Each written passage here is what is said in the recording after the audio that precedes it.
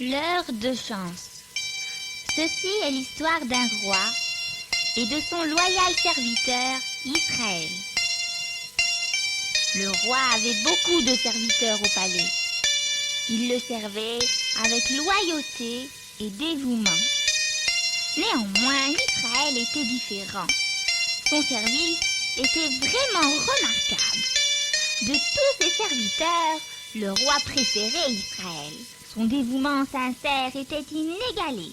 Il faisait tout ce qui était en son pouvoir pour plaire au roi et lui donner satisfaction. Le temps passa et le moment arriva où Israël devait être nommé à un poste plus élevé au palais royal. Selon la coutume du palais, avant qu'un serviteur ne soit nommé à un poste plus élevé, Sa Majesté le roi lui faisait passer une épreuve. Par cette épreuve, on déterminait quel poste lui conviendrait le mieux. Israël fut donc appelé à paraître devant Sa Majesté le roi. Le roi lui dit: Israël, tu es resté dans mon palais pendant de nombreuses années. Pendant cette période, tu as eu l'occasion d'entrer dans presque toutes les chambres de mon palais. C'est-à-dire toutes, sauf une. Ma pièce secrète de trésor. La pièce où j'ai emmagasiné une fortune d'or, de diamants et de bijoux.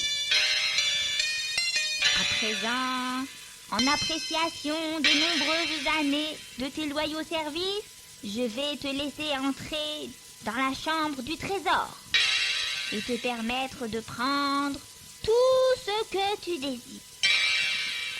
Eh bien, les enfants, vous pouvez imaginer combien Israël fut surpris quand le roi lui annonça cette bonne nouvelle. Il ne pouvait y croire. Il resta debout sans dire un mot. « Je dois rêver », pensa-t-il. « Cela peut-il être vrai ?» En voyant le regard étonné de Israël, le roi dit: « Israël, je veux que tu saches néanmoins qu'il y a une condition. Tu peux rester dans la pièce du trésor pendant 1 heure seulement. Dès que l'heure sera terminée, tu devras quitter la pièce immédiatement. Mais pendant cette heure-là, tu peux prendre tout ce que tu désires et cela t'appartiendra. Alors Israël, à demain matin, 9 heures. Je te conduirai aux portes en or de la pièce du trésor royal. Les portes resteront ouvertes pendant 1 heure entière. » Israël quitta la chambre du roi et se rendit immédiatement dans la pièce de réserve du palais pour choisir 10 grands tonneaux. Il prévoyait de remplir les tonneaux avec tous les trésors qu'il pourrait réunir pendant l'heure de chance. C'était tôt le lendemain et Israël était occupé à emporter les 10 barils dans le hall conduisant à la chambre du trésor. Vous pouvez imaginer combien il était énervé. Il était très impatient d'entendre sonner le coup de 9 heures pour pouvoir entrer dans la chambre des trésors. Finalement, le roi arriva et demanda à Israël de le jusqu'aux portes en or. Vite, il aligna les 10 barils devant les portes d'or.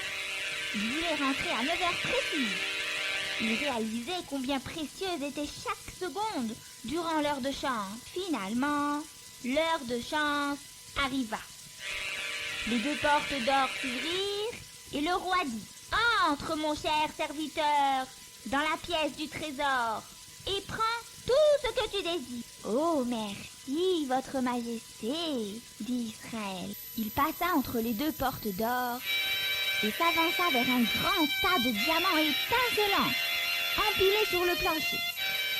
Il s'avança les 2 mains tendues et il était sur le point d'enfoncer ses doigts dans la pile de diamants lorsque soudain, quelque chose de très étrange se produit. Quelque chose de très bizarre, vraiment.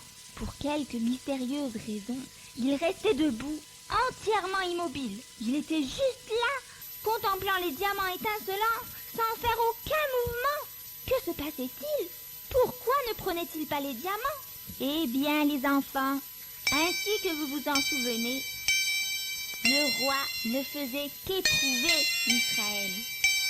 Il voulait voir s'il était intelligent. Et voici ce qu'il avait fait. Le roi savait qu'Israël aimait beaucoup écouter la musique. Alors, le roi avait fait appeler les meilleurs musiciens dans la chambre des trésors et leur avait ordonné de jouer les plus beaux morceaux de musique pendant 1 heure entière. C'était cela l'épreuve. Le roi voulait voir quel choix ferait Israël. Passerait-il chaque moment précieux à amasser des trésors ou perdrait-il quelques instants à écouter la musique? La grande montre sur le mur continuait à tourner en emportant les précieuses minutes.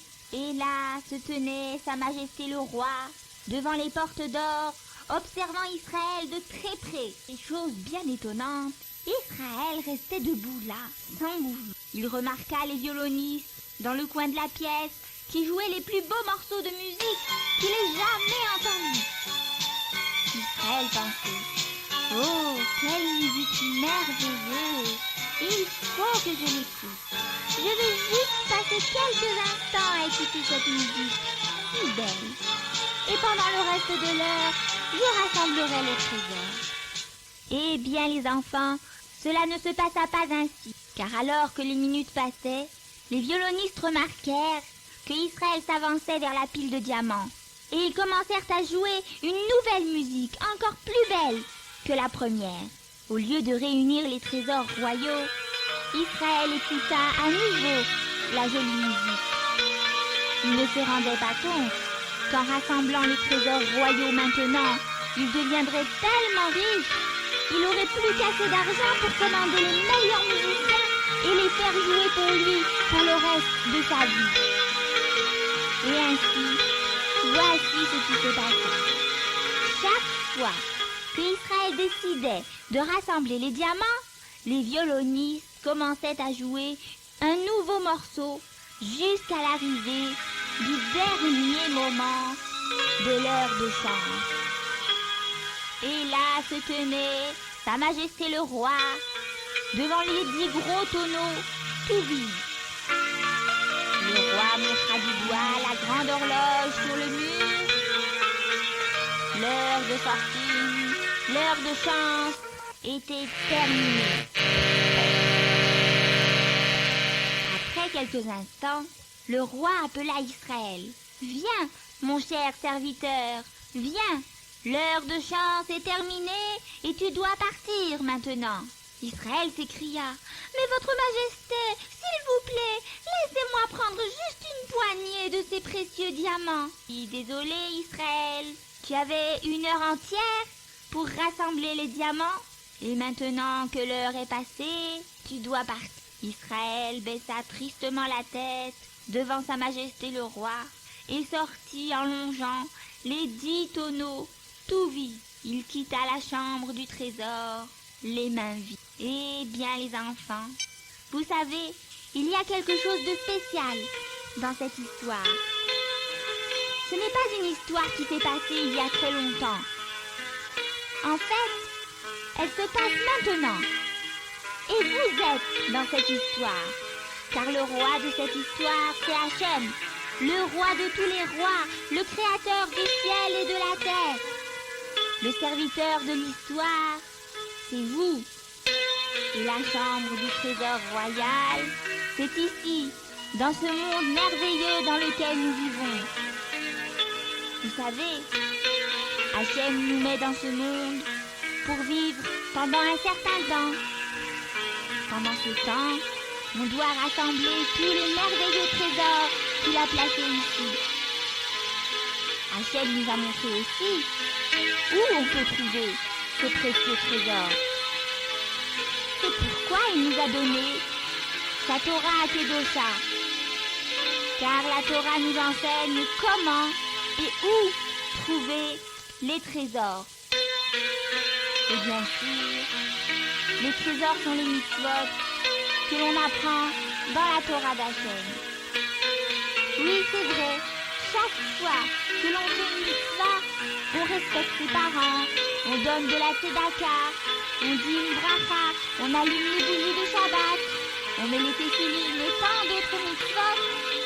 À chaque fois, on amasse pour soi-même une fortune et des trésors infinis pour en jouir dans ce monde et dans le monde futur. Mais comme vous vous en souvenez, dans l'histoire, le roi ordonna à des musiciens de jouer une musique.